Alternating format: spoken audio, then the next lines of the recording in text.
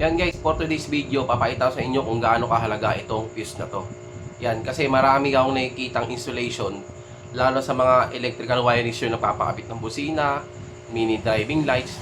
Minsan pag nakakabaklas ako niya ng galing sa iba, wala akong nakikitang fuse, dinadirect lang nila dun sa supply ng motor.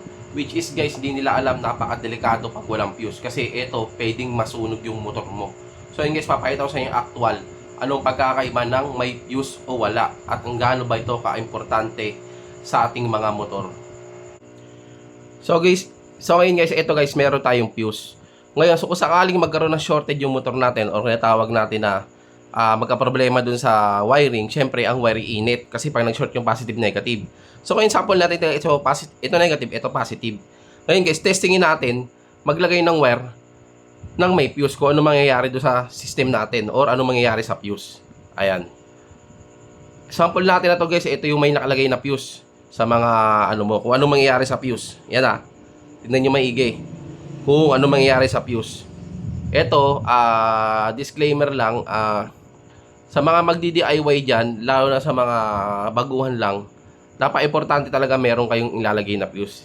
Kahit anong mangyari, maglagay kayo. Kung wala man, wala kayong mahanapan, wag kayong gagawa ng ganun. Kailangan bumili kayo, sa shop kayo makakabili. Kasi napaka-importante nito. Ayan guys, testing natin didikit natin kung ano mangyari Ayan, pansin nyo guys, pumutok. Sa madaling salita guys, hindi na umabot, medyo uminit yung wire. Hindi na nasunog yung wire. Kasi ang ginawa ng fuse, kinat na niya yung current na dumaan. Kasi guys, once na nagkakaroon ng short circuit yung wire guys, yung short circuit yung ating mga wiring, umiinit yung wire. So ngayon pag walang fuse, walang magkakat sa kanya, masusunog yung wire natin. So papansinin niyo pumutok, di ba? Ayun, putok na yan. Putol na to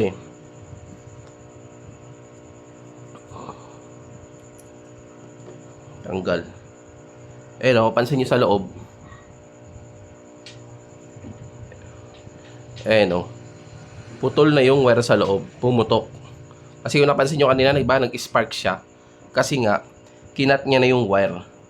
Pero guys, kung mangyari na walang fuse, guys, napakadelikado, masusunog. Ito, sample lang wire na to. Tingnan natin kung ano mangyayari Ilalagay natin yung positive tsaka negative. Walang fuse. Tingnan natin kung ano mangyayari. Medyo delikado lang to guys kasi iinit siya. Tignan mo Natin kung ano mangyayari. Tignan mo, dumikit na yung wire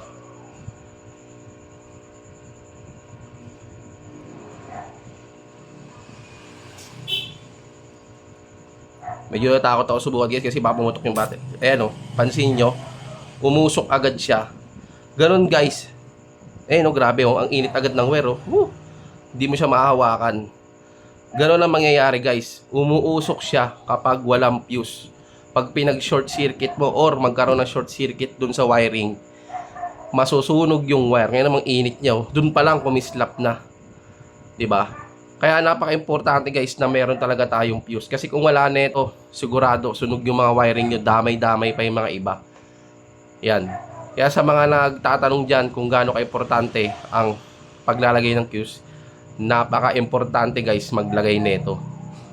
Kung may magpapagawa kayo, sinasabi okay na yan, wag kayong pumayag guys, magpalagay kayo ng fuse. Nabungi siya kasi pagbunot ko, pero putok yung loob niya na wala ng connectivity. Yan.